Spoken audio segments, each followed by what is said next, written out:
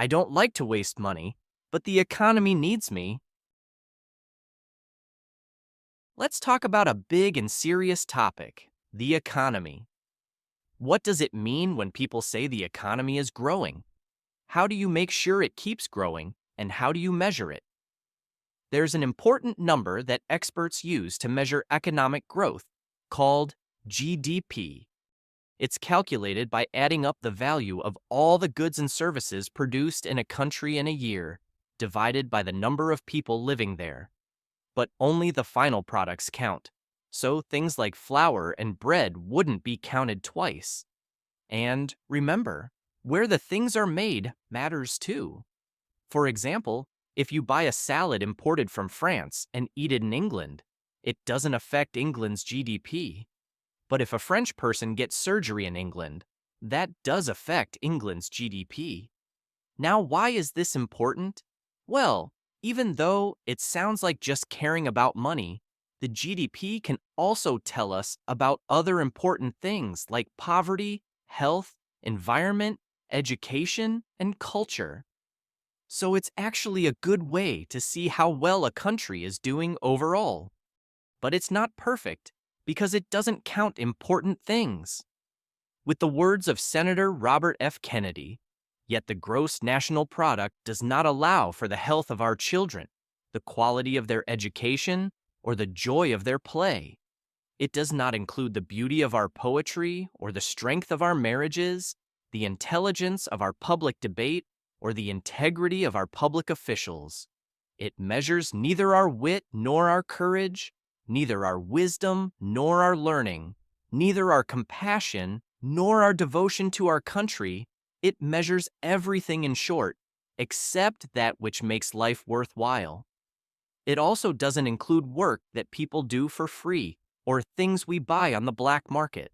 Plus, there are things in GDP that don't necessarily make us happy, like paying for lawyers. Joke. Calculating GDP is tricky, especially when the market isn't working well. For example, sometimes there are negative effects that come with buying and selling things, like pollution from factories. We haven't considered how bad it is for the environment when we use fossil fuels instead of cleaner energy sources. And even though we might make more money by cutting down a lot of trees, it's not worth it in the long run. It's also hard to figure out how much the government helps with GDP. Some important things like education and healthcare don't have a set price like other goods do. Overall, just because GDP goes up doesn't always mean everyone is better off. But if we don't have any growth at all, things could be even worse. We can compare economic growth to baking a delicious cake.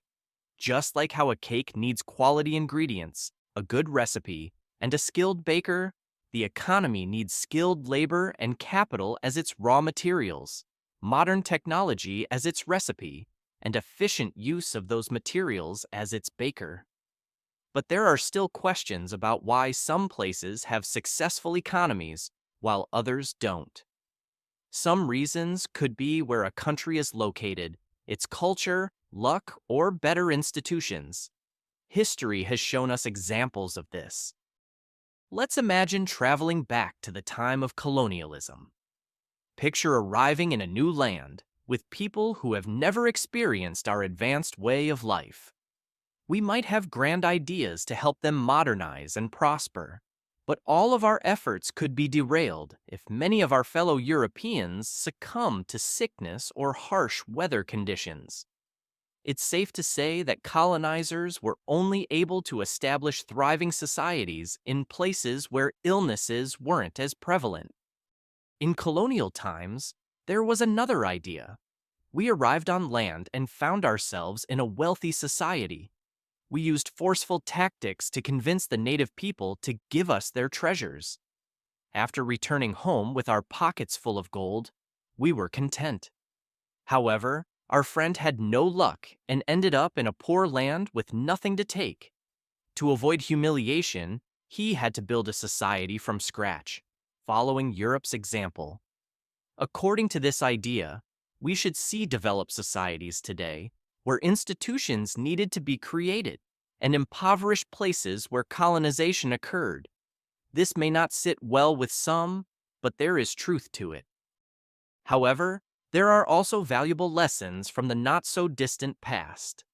In the time between the two world wars, Czechoslovakia was one of the top 10 countries in terms of economic growth.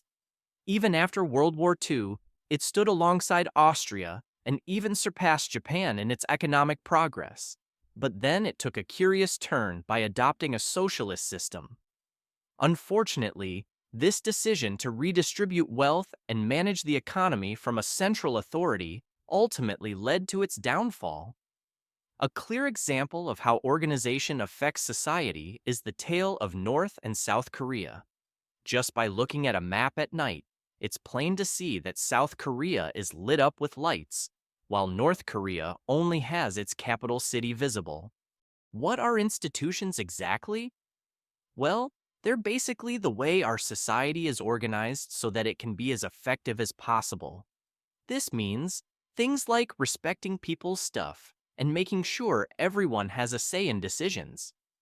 We also want to create an environment where people feel motivated to work hard and come up with new ideas. The government plays a big role in this by creating a good system for businesses to operate and protecting workers' rights. We also want everyone to have equal chances to succeed, so education is really important. And we definitely don't want any unfair practices like cheating or bribery. Those have no place in a successful society. Lastly, the government should work well with private companies and focus on helping people instead of getting bogged down in paperwork. It's all about trust and working together for the greater good, not just for individual groups. Developing countries can learn from advanced economies by adopting their technology and laws. This helped Central European countries catch up with Western Europe, but they also had to make big changes to their government and follow new rules. However, just copying other countries is not enough for long-term growth. The environment needs to be right for attracting and keeping talented people and allowing new ideas to thrive. However, this can be hard when corruption is present, the government is not functioning well, doing business is tough, education is poor, or there are big income gaps. Thank you for watching. Please consider to subscribing and see you in the next video.